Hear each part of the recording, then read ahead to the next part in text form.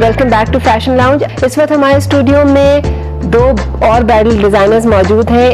एक जो बहुत सालों से ब्राइडल डिजाइन कर रही हैं, कलरफुल कॉम्बिनेशंस के लिए मशहूर है, बहुत सारी शाइन उनके ब्राइडल आउटफिट्स में होती है, बहुत डिफरेंट ट्विस्ट लेकर आई हैं वो ब्राइडल में, और शादी और वलीमों के जोड़ों के साथ साथ और बहुत नए कॉन्सेप्ट उन्होंने मार्केट में इंट्रोड्यूस किए हैं। हमारे स्टूडियो में मौजूद हैं आयशा वारसी। आयशा, अस्सलाम वालेकुम। वालेकुम अस्सलाम। Welcome to fashion. Thank you.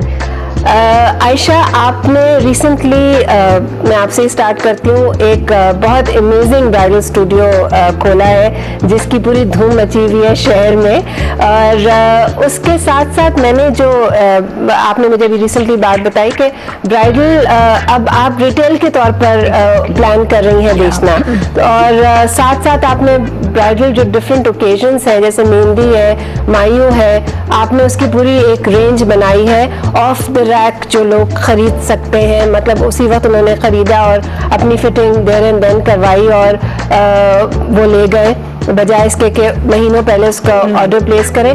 तो हाउ डिड दैट हैपन? कैसे आपको ये आइडिया आया और कैसे उसको मैनेज कर रही हैं? Actually the thing is that कि मार्केट में इस वक्त इतनी ज़्यादा अवेलेबिलिटी है डिज़ाइनर्स की भी और अदर कलेक्शंस की भी।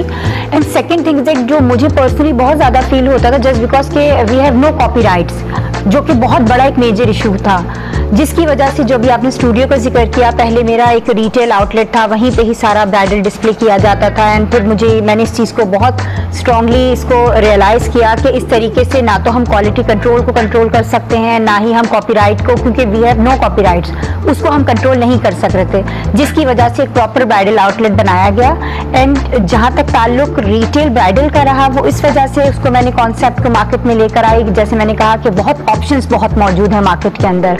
And second thing is that कि नोबडी हैज़ नो टाइम, किसी के पास इतना टाइम नहीं है कि वो महीनों पहले करवाए। एंड अब चूंकि मार्केट में डिज़ाइनर्स भी बहुत हैं एंड हमारे पास खुद इतना लोड हो जाता है, जैसे जैसे टाइम गुजरता जाता है ऑब्वियसली आप रिकग्नाइज होते जाते हैं, उसके बाद आपके पास टाइम जो स्पेंड रह जाता है वो बहुत कम रह जाता है। हमारे लिए एक बहुत ही डिफ़िकल्ट एक कहीं कि टाइम स्पेंड होता है कि हम इस चीज़ को एक बहुत लॉन्ग टर्म बेसिस के ऊपर लेकर जाएं एंड मीटिंग्स करें, सेशंस हों, जिसके लिए क्लाइंट को भी बहुत ईजिली हमने इसको अफोर्डेबल कर दिया कि रिटेल बहुत महंगा आपके लिए नहीं पड़ा कि आपने इतने सारे जोड़े एक साथ बना के लटका दिए, और जो रिस्क फैक्टर भी उसमें इन्वॉल्व है कि वो जोड़ा क्लाइंट लेता है या नहीं लेता नहीं। और बहुत मेरा ख्याल से, मुझे नहीं पता, आप 3 डिजाइनर्स बैठे, बहुत हेवी इन्वेस्टमेंट होती है। तो पहले कि आयशा बहुत बहादुर है, क्योंकि जो ब्राइडल की एक इन्वेस्टमेंट होती है और वही मैं आपके ब्राइडल स्टूडियो जो कि माशाल्लाह बहुत हसीन है, तो मैंने आपकी जो रेंज देखी है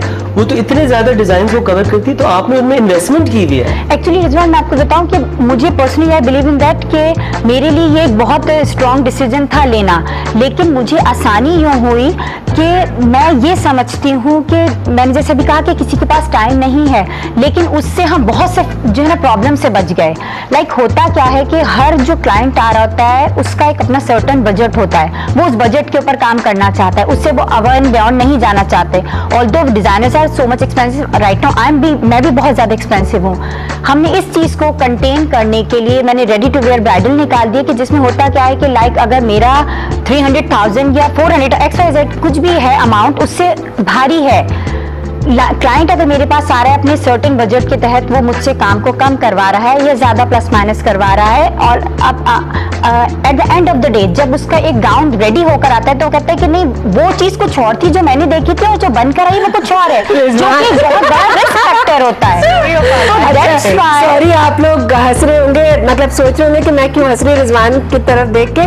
तो ये एक चीज है रिजवान ने मुझे सिखाई है, मतलब not I am not designer but as a buyer मुझे रिजवान ने एक चीज़ सिखाई और अब मैं उसको बहुत ज़्यादा स्ट्रिक्टली फॉलो करना शुरू हो गई हूँ, बिकॉज रिजवान से हम क्योंकि साथ काम कर रहे हैं फैशन पाकिस्तान पे, बड़ी दिन रात मुलाकातें रहती हैं मेरी, तो जो मैं इनको अपने क्लाइंट्स के साथ डील करते हुए देखती हूँ तो ये हमेशा क्लाइंट पे चीखे मारे होते हैं, ये बात कहते हैं कि जो चीज़ आपने देखी है, जिस फैब्रिक में देखी है, जिस काम में देखी है, जिस मटेरियल में और जिस कलर में देखी है, आप उसी में ऑर्डर करें। अगर आपने अपनी कोई टांग बीच में अड़ाई कि कलर यूं कर दें और मटेरियल यूं कर दें, तो वो चीज वो नहीं बनेगी। 80% ही हो रहा होता है, जिसकी वजह से कि मुझे ये लगा कि एक आप अपनी बैड रेपुटेशन मार्केट के अंदर लेकर आए, उससे बेहतर है कि आप इतने ज्यादा रूड हो जाएं, जो कि अगर अदर देन दैट आप कहें तो लोग शायद कहेंगे जी ये शी इज सो रूड और सो बदतमीज के इस किस्म की वो